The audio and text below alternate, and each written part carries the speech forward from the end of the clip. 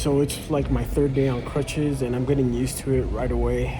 And some of the things that I've done to get used to this process is getting strong with my able leg, because when I'm not on the crutches, I'm hopping around everywhere. And this is my first time out in public. I'm at the gym right now, and people kind of treat you better when you're disabled. And I mean, in a way, it kind of makes me feel happy, because people are more aware of me, and go out of their way to help me. But at the same time, I'm like, dang, it doesn't have to be that way. We should always be helping everybody out, no matter what, disabled or not disabled. And back to the point. This is really tedious. It's tedious to just get around. And the thing that I've done to, remain sane, because it can be kind of difficult just going to your car or the kitchen, or going into the shower and taking a shower. What I've done is just, take it one step at a time, literally one step with my right leg. If I'm not hopping, I'm on the crutches. And the thing about crutches is they don't feel great under your armpits. I try to not rest them under my armpits. I try to, put all the weight on my wrists and my muscles. But, sometimes when you do an odd turn, you might feel it on your chest. The one thing that I did notice is, I'm really sore right here, and a little bit on my back. But it's probably because my muscles bulge out and they, hit the crutches.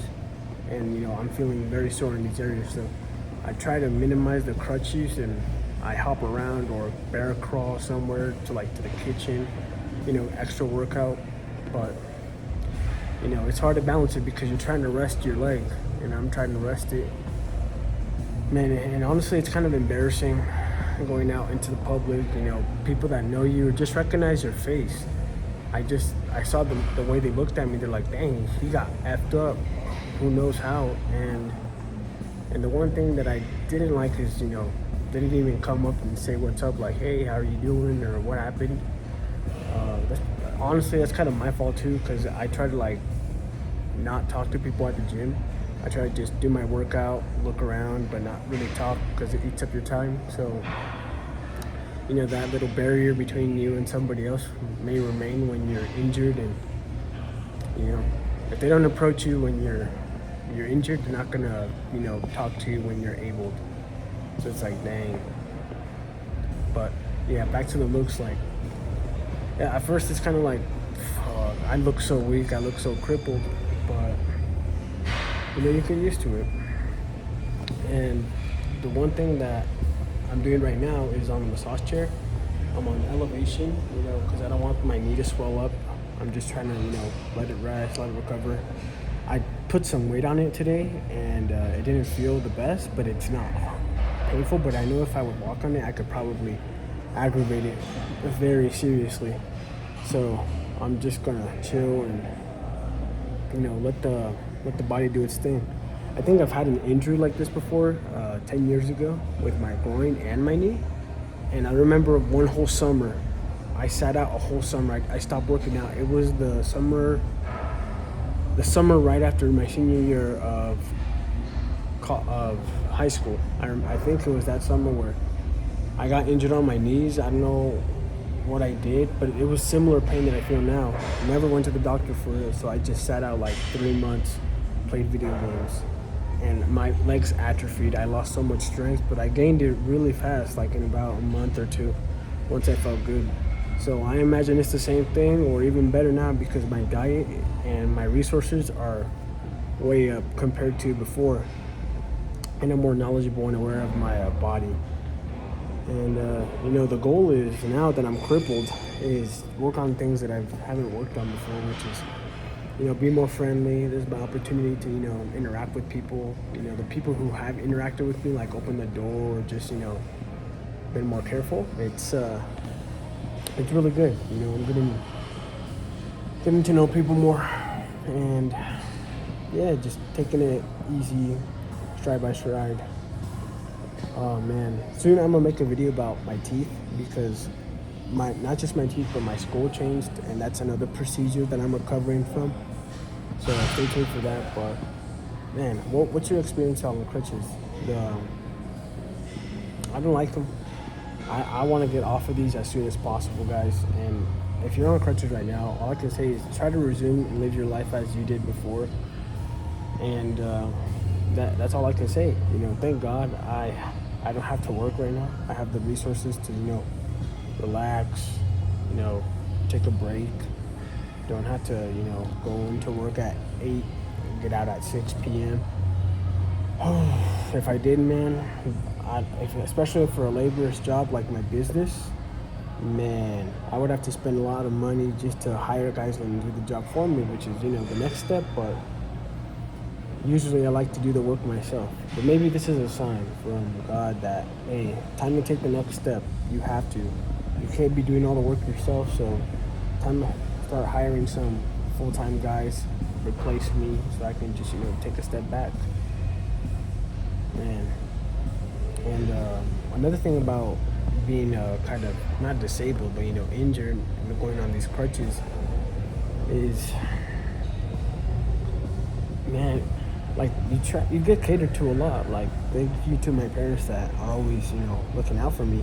But the more you get catered to while you're on crutches, you start to get comfortable with that treatment. And I don't want to get comfortable with that treatment. I want to stay active, stay diligent. I don't want to rely on everybody trying to do everything for me, because it ain't the way. It ain't the way. Maybe if I was horribly injured, okay, I have no options. But now that I can do something, I can still use my leg, I can still use my arms, my brain. I just have to do something.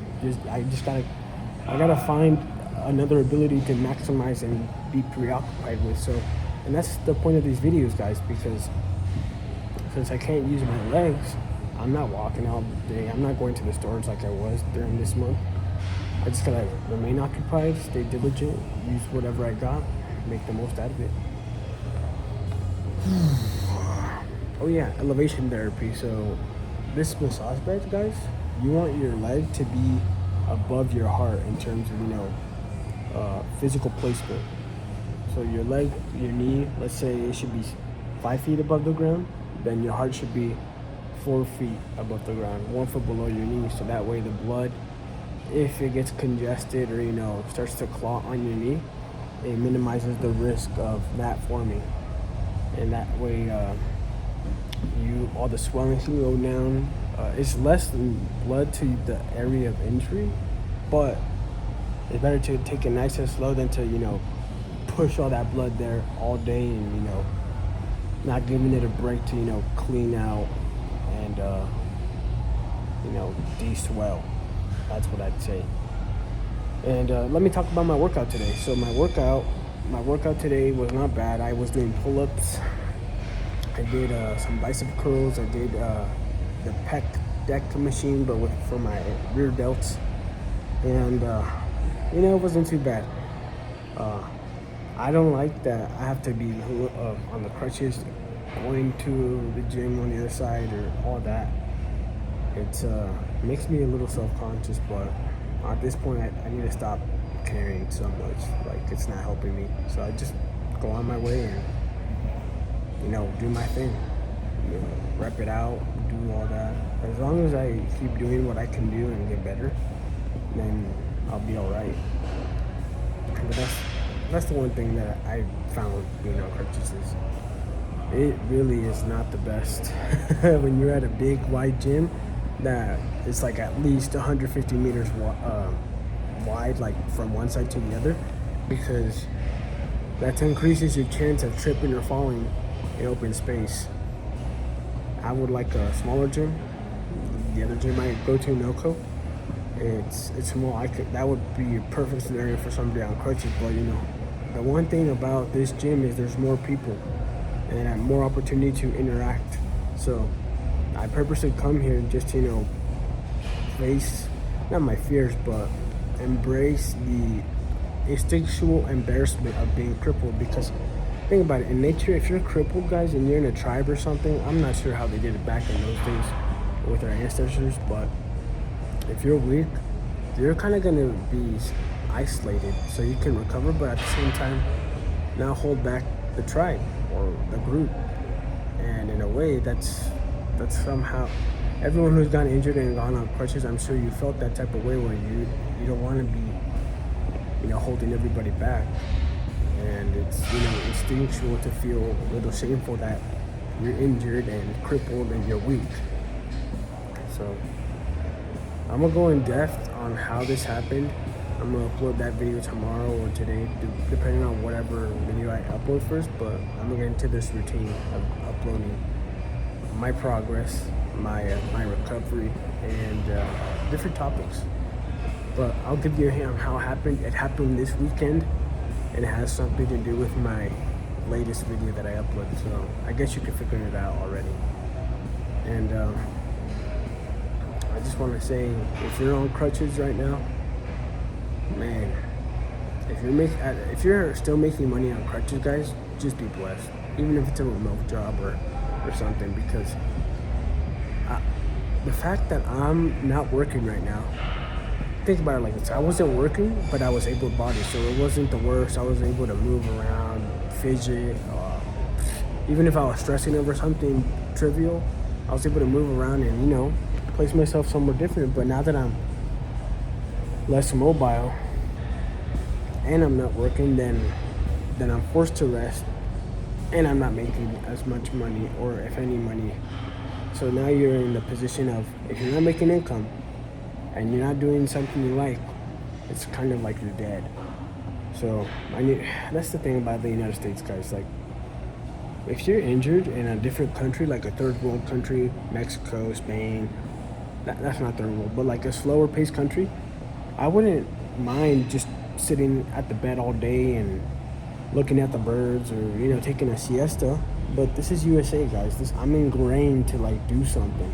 If I don't do something, I feel like I'm falling behind for myself, or just missing out.